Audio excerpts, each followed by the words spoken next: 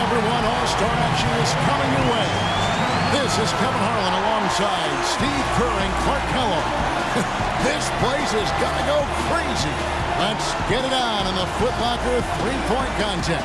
It takes a steady hand and a keen eye and an even steadier nerve to survive this competition. Well, right next to me, I've got somebody who knows a thing or two about winning this event. So tell us what it takes to do just that, Steve. Well, I did win the event once, Mark, in '97, and it really is a matter of finding a rhythm. The game comes so fast, the shots are coming one after the other. You've got to get into a groove, get into a rhythm, and then just let it ride. So it'll be Joe Johnson here. He'll have 60 seconds to get off 25 shots from beyond the arc. Yeah, and with each make counting as 1 point, except the last ball of each rack, which counts for 2. Yeah, that's the money ball, Clark, and those shots are usually the ones that end up deciding this contest. And I know he's going out there with the mindset of just relax, have fun, and see what happens. Well, that's a great way to approach it because really the shootout is all about fun. It's for the players, it's for the fans. It's not anything to put a ton of pressure on yourself for. So whoever's most relaxed, I think, has the best chance. 6. He's up to 7. Can't get the money ball. Now 8 points.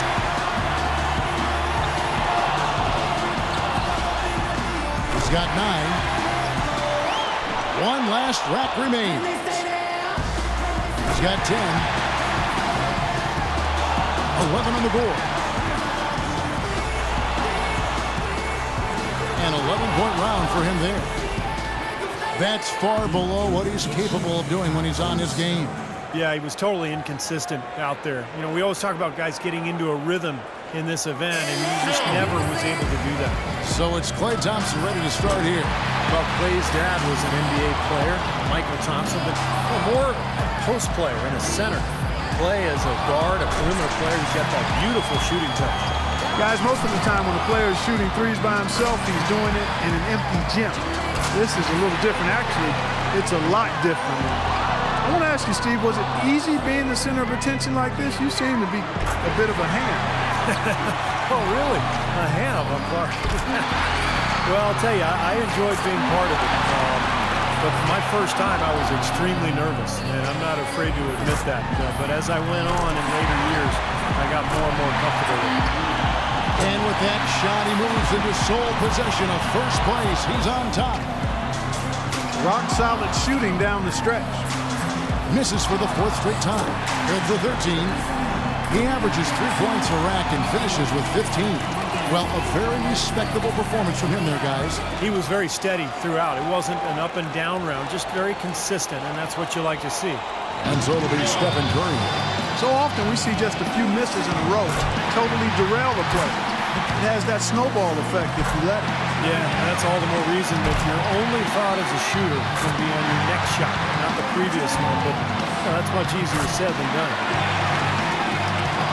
Now 8 points. 9 points. Well, he's off to a decent start, guys. 10 points on the board. 11 points. Good for second. Curry really catching fire now. He's in the zone. Money ball, no good. Now 14. That equals the best score of this round, Kevin. And that puts him in first place. Nice finish. Well done.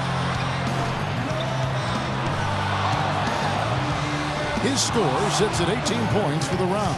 His stroke looked terrific in that round, guys.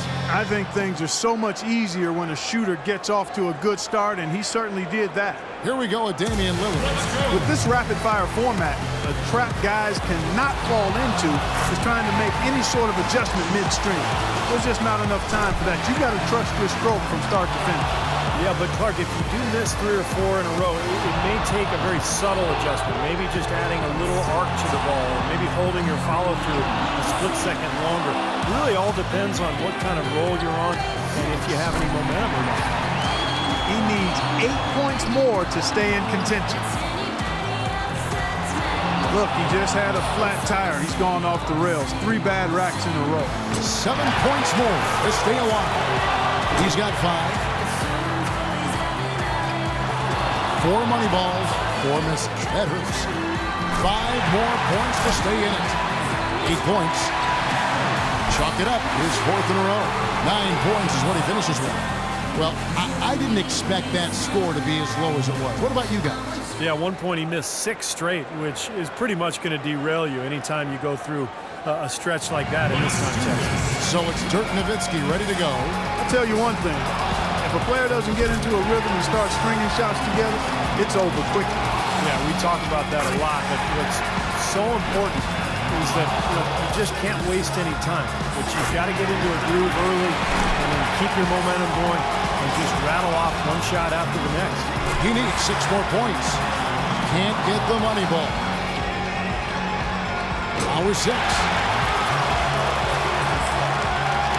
points more to stay in it. 8 points. He's missed all 3 money balls so far. That's 6 points left on the table. 3 more points to stay in contention. 9 points. He's moving up. That gets him into a 3rd-place tie. Now in 3rd. Good momentum here to close it out. Not just 13. He averages 3 points a rack and finishes with 15. I'd say a solid showing from him. Kevin, I think he'd be real pleased with that score. I mean, it can always be a little bit higher, but that was plenty good. Yeah, I agree, Clark. He's probably happy with it, not ecstatic, but he did his job and put up a pretty good number. Up next, Ray Allen. He knows exactly what score will get him into the next round. If he can hit the 15-point mark, he'll stay alive. Well, that's pretty respectable. If he's anywhere close to his best, guys, I think that's very doable. 5 points now. He could have taken more from that rack, only got 2 points. 6. He needs 8 points more.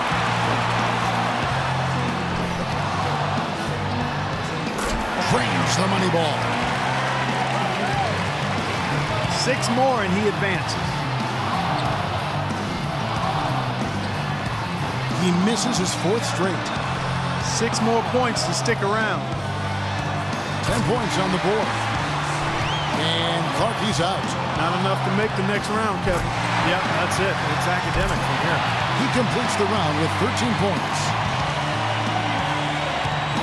Curry's got the honors of being able to go into the finals as the top scorer from the qualifying round. Quite honestly, I think the final round is wide open. I mean, we've got a bunch of great shooters moving on. Yeah, we sure do. And I can't pick a favorite here, Clark. I think everybody's in the mix right now. So it's Klay Thompson ready to start here. And as a rookie last year, Klay Thompson showed early on that he had no problem, Clark, letting it fly from deep. Kevin, he shot over 41% from deep, which is really impressive for a first-year player. He's got a bright future, and I think he's got a high ceiling. Sky's the limit. He's got 5. He comes away with 4 points on that rack.